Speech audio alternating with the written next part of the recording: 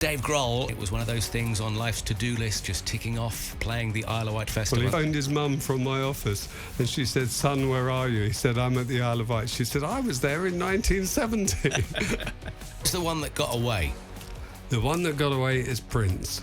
He agreed to do a tribute to Jimi Hendrix on the Friday, and then on the Monday he called me up and said he wasn't going to come. Mick asked me to write the names of the other artists on the walls, and he's brilliant. He invites these people on stage with him. I suggested to him that he got Amy Winehouse, and then I went and asked her and she said no, which was slightly embarrassing. It was mind-blowing the number of people there, and I don't know if many people know this, but the Where's Wally books come from the 1970 Isle of Wight Festival. Virgin Radio. This is Virgin Radio. My name is Ben Jones, and I'm delighted to say that this year we are the official radio station of the Isle of Wight Festival. John Giddings is here. He is the boss of the Isle of Wight Festival. He is also one of the leading music promoters in the world. His roster of artists have included the likes of Phil Collins, The Stones, Celine Dion, David Bowie, The Police, Simple Minds, Lady Gaga. Well, you get the idea, right? I could name quite a few more.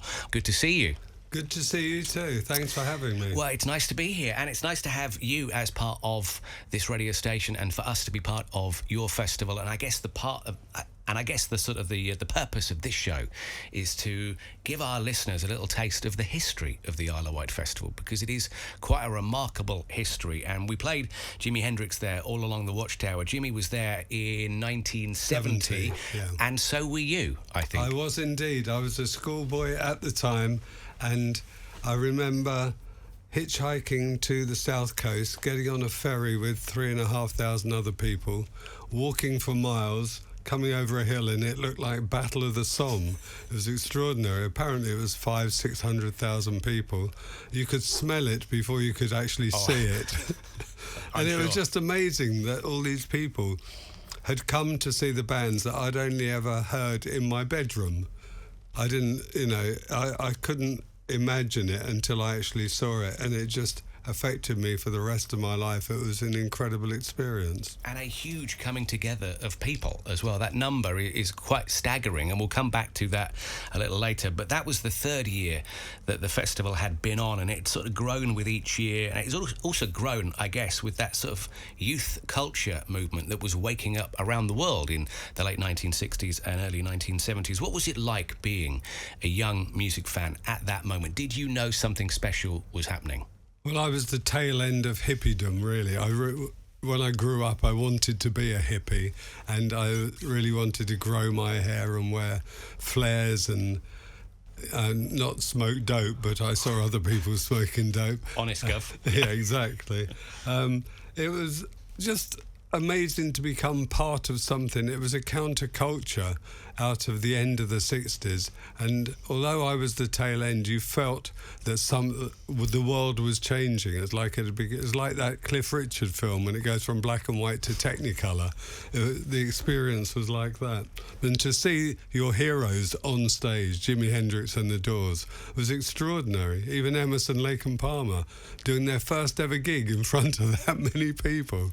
Because the music they were making was almost impossible to recreate in a field at the time, wasn't it, really, I suppose? There was a lot of that. Yeah, it was really technical. And I've talked at length to the person that put the show on, Ray Falk, and it was incredible that they imagined they were going to get 200,000 people and deal with it. I mean, the loo was a scaffolding pole over a trench, and I saw a guy fall backwards into it. It was the most disgusting thing I've ever seen. I think everyone's got a festival story about the toilets, but your festival story about those toilets trumps everybody else's, if you pardon the pun. Ours are a lot better now. That was also the moment back then in 1970 when the live music business was starting to take over the recorded music business. And was there any kind of inkling, even back then, that yes, of course, records and record sales were going to be important, but actually live music was going to be the future of this business, and the business that you made your livelihood? Well, I found out when I was at school that in the sixth form we were able to join the NUS, National Union of Students, and we got a 10% discount at Dunstable Queensway Hall. And we saw Pink Floyd, The Who, ELO, Humble Pie. It was just a generation where there were great bands all the time down the road. I saw Jethro Tull in the California who were the other one? Fleetwood Mac in the original days when they were Peter a blues Green. band. Yeah. Peter Green, yeah, and The Knife with Keith Emerson sticking knives in it. It was shocking but brilliant. Was that a game-changing moment for you then and everything that followed with your career?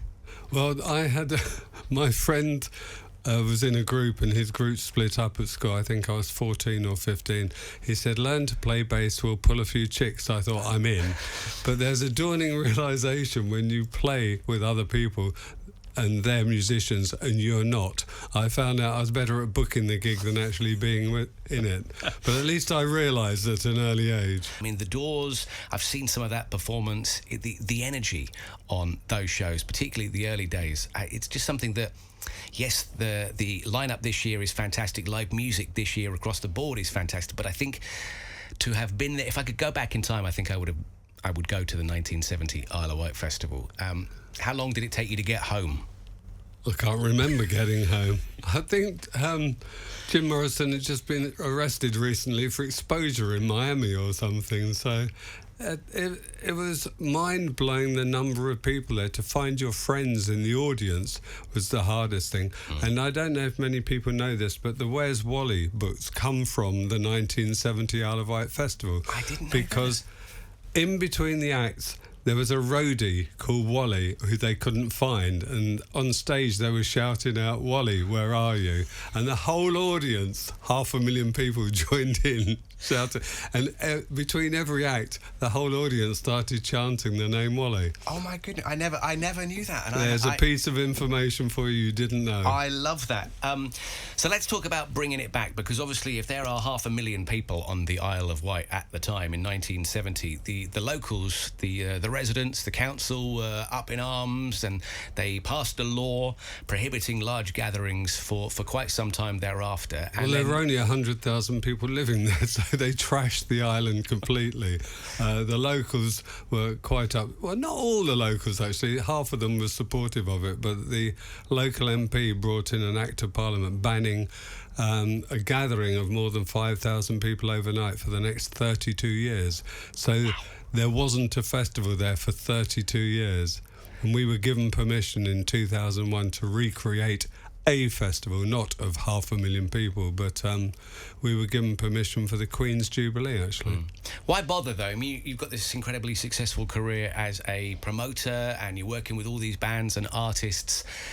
Why take on something like, well, you didn't know it was going to be the Isle of Wight Festival then, but why take on something like you did in 2002? I did it for a laugh, really, because the Isle of Wight Council asked everybody in the music business to restart it, and nobody was interested because they thought, how would people get to a festival on an island you can only reach to by boat? And I just remember thinking, oh, it'd be good crack for the day off. So I'm sitting on top of the ferry, the sun's shining off the Solent, and I thought, I've booked my acts on everybody else's festival, why don't I have a go at my own? And when I got there, I gave this impassioned speech to the council people, and they voted in front of me, which was completely against protocol, and it voted 8-7 in my favour. By one vote did the Isle of Wight Festival restart. So I promptly booked the Charlatans and Robert Plant for a one-day event and lost them £500,000. So they gave me the rights to the whole thing for the next year. And the next year was when I think you had Brian Adams and Paul Weller? Yeah, Brian Adams and Paul Weller. And with Paul Weller, what I did was I photoshopped the picture of the audience to make it look busier than it really was.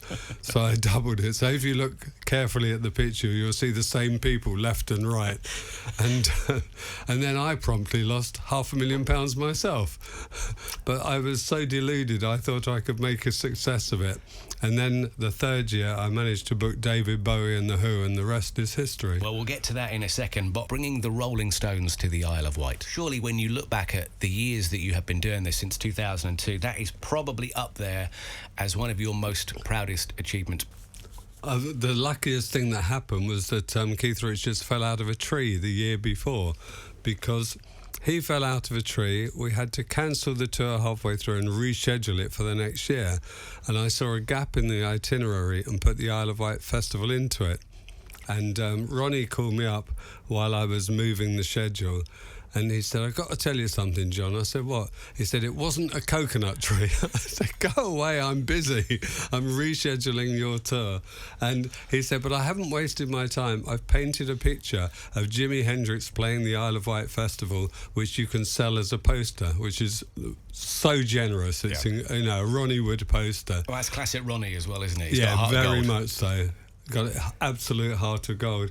And I remember sitting there in the press conference. Mick asked me to write the names of the other artists on the wall so he could read them off. So I was going, there was, we got Amy Winehouse, we got Paolo Nutini. And he's brilliant. He invites these people on stage with him.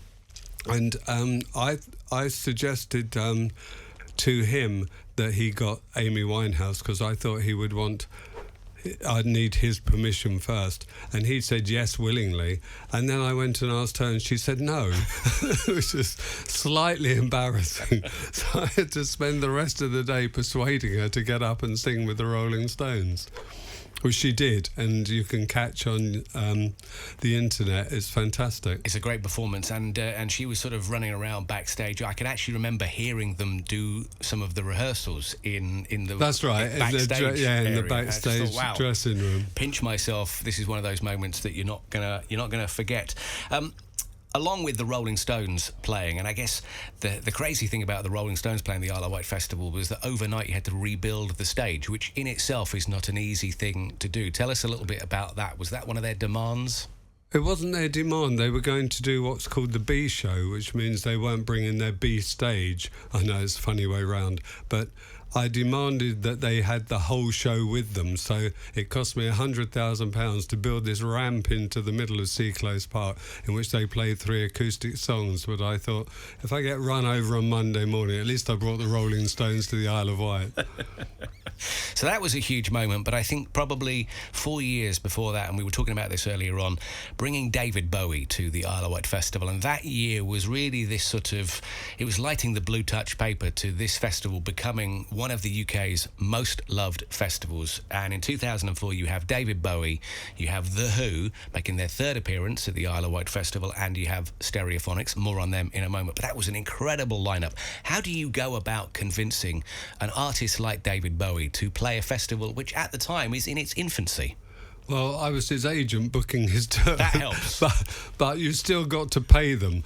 I mean, I was really lucky to have been in the music business for 30 years prior, so people trusted me to be able to run it and to be able to pay them, because it's not just you. It takes 200 people behind you to put all this together. Lewis Hamilton just doesn't go fast. He needs people to build that car and make it go fast. It's the same with the festival. You're the front man, but there are all these people who do all that hard work day and night, and you've got to deliver for an artist. And I'll never forget David's appearance, because it was Euro 2004, I think. And we just lost to France. Yeah. I remember it well, yeah. Well, I don't remember it being France. I remember going to the dressing room and England were 1-0 up, and I got David from the dressing room, brought him up to the stage, and they were 2-1 down. I thought it was Germany, and there was some silly cameraman had put an England flag on the camera and at front, and I had to jump down and rip it off him before David walked on stage. He walked on stage to complete silence because we broadcast it on the screens. If it hadn't been David Bowie singing one of his most famous songs, we would have been in real trouble. I will never forget that moment. You could hear a pin drop in Seaclose Park. Yes. There's 60,000 people there, and we've just been kicked out, and my football knowledge could be written on the back of a stamp, so it may well have been in France, it may well have been Germany. Either way, doesn't matter. We'd lost. And out he comes, and this is the song that he started with, and within the first strum, the first chord of Rebel Rebel, 60,000 people had instantly forgotten. A magic moment. And it was a magic moment. Rebel Rebel, which I think I'm right in saying was David's last ever UK show, a show certainly of that size. It was absolutely massive show. And looking back now, again, another one of those moments that you must pinch yourself that you got all your favourite. I've been to your house, right? You're a David Bowie fan. I know that. You got to work with him very closely. You also booked him for your festival, and that is one of those pinch me moments, right? I worked with him for 30 odd years, and he was just a great bloke. These people aren't famous just because they get up on stage and sing. They are true personalities. When he walked in a room, you felt a presence in the room. And he was very self-deprecating as well. If you look at all the things he did, he was perfectly prepared to take the mickey out of himself at the same time. You know, there were different parts to him. There was the serious, creative, artistic. He was involved in everything. You know, when I was growing up and I saw him on television, I thought his mum made those outfits. And then I found out they were made by like Japanese designers, you know, the cutting edge of everything, yes. So when you booked the Who for 2004, that was, I think, the third time they had played. How do you go about booking an artist like that, of that scale, of that calibre, to play your festival? You phone up the agent or the manager. You say, I've got a good idea, which they don't necessarily agree with, and you attempt to persuade them to play.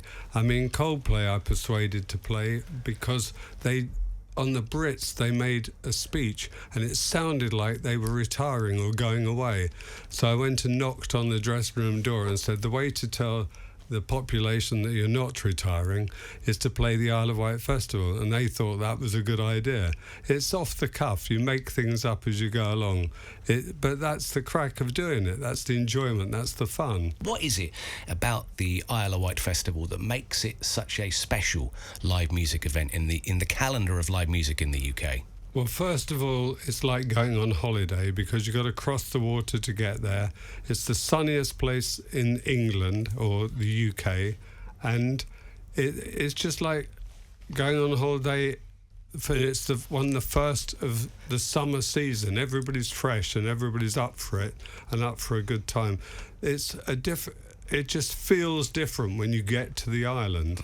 It's like going to New Zealand from Australia. It's just a different.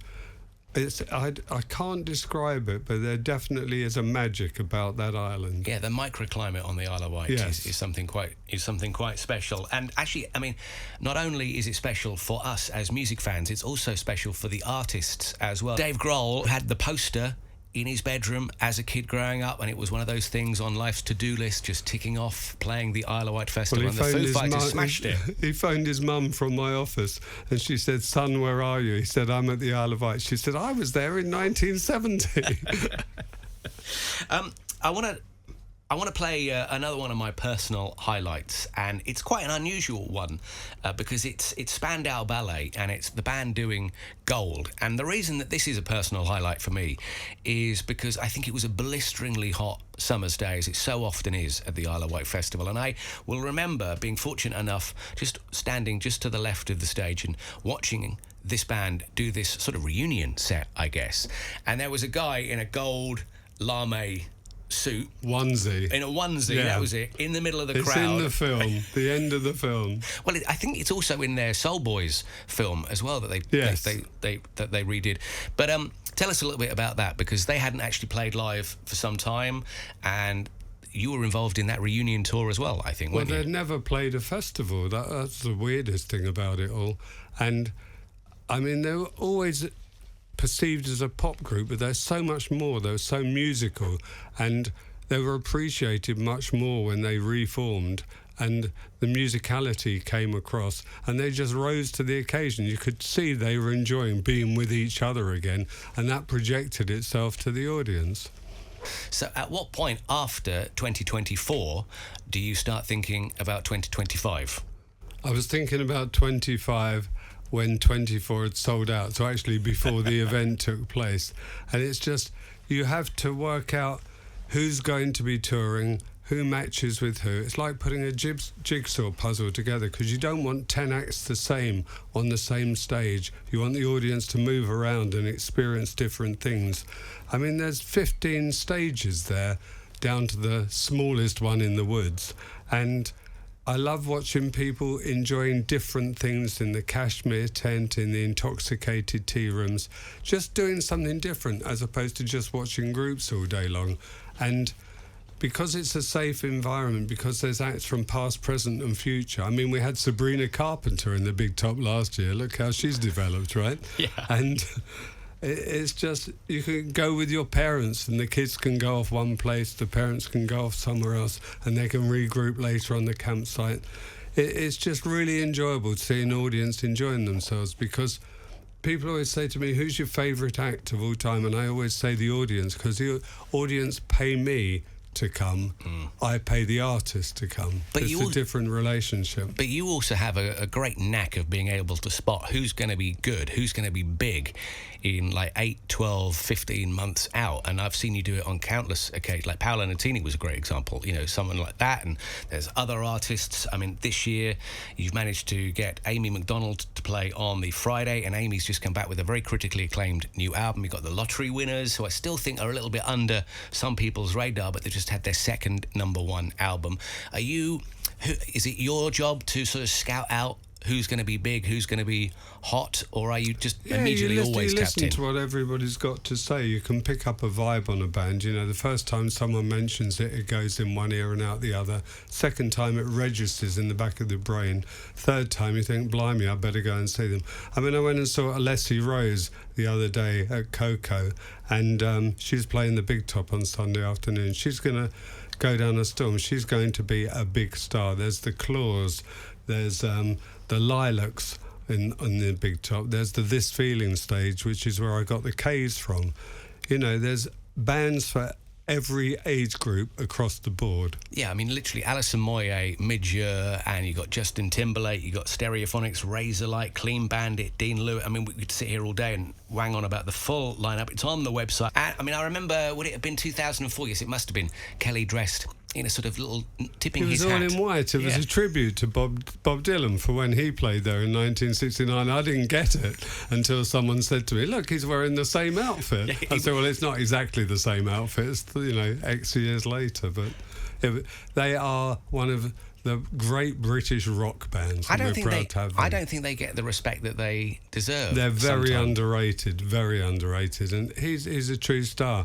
And I remember him asking me years ago when he wanted to crack America. He said, how do I get on the David Bowie tour in America? I said, you ask me.